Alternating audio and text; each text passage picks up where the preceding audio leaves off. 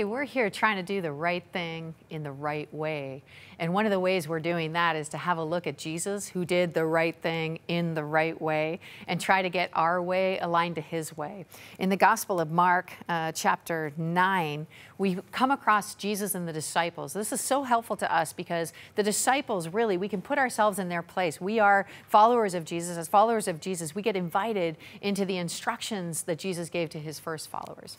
In this one, it's classic because the disciples are arguing. I want to have a look at this. Mark chapter 9. It's a realistic situation. Starting in verse 33, it says this: After they arrived at Capernaum and settled in a house, Jesus asked his disciples, "What were you discussing out on the road?" But they didn't answer because they had been arguing about which of them was the greatest. How embarrassing is that? He sat down, called the 12 disciples over to him and said, "Whoever wants to be first must take last place and be the servant of everyone else." You know, in our culture, I think we're addicted to what I refer to as the Hercules myth. This is the idea that leadership is about ascension.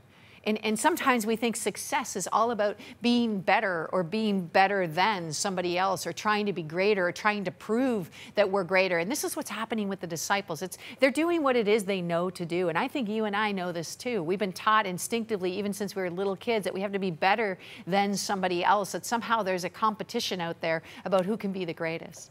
And Jesus is asking his disciples, not because he doesn't know, he's trying to get to what it is that's motivating them, what it is that's happening on the inside of them, what's colonizing their discussion with each other. And they admit it. They say, we've been discussing who's better. And it's embarrassing, but it's true. But Jesus is the opposite of Hercules. He's not moving upwards in the world. He's not trying to be greater than everyone. He's not in a competition with anyone. He already knows who he is. He's not trying to prove anything or win any certain, steak knives in a competition with who's the best leader around. He's doing a kingdom-based leadership. He's emptying himself. In Philippians chapter 2, it talks about a fancy word called the kenosis, the emptying of Jesus. The leadership style of Jesus is one of giving, is one of gifting, is one of serving, is one of surrender. It's not a competition. He's not trying to better you. He's trying to invite you. He's trying to serve you. He's trying to love you. And this is what Jesus is inviting us, not just believing the right thing, but doing things the right way. And doing things the right way, if we're followers of Jesus, means less about competing with each other and more about collaborating with each other. It means less about trying to be more important than somebody and more about serving the needs of somebody. It's less about a competition about who is the greatest among us and more about a self-emptying, about who can love each other more.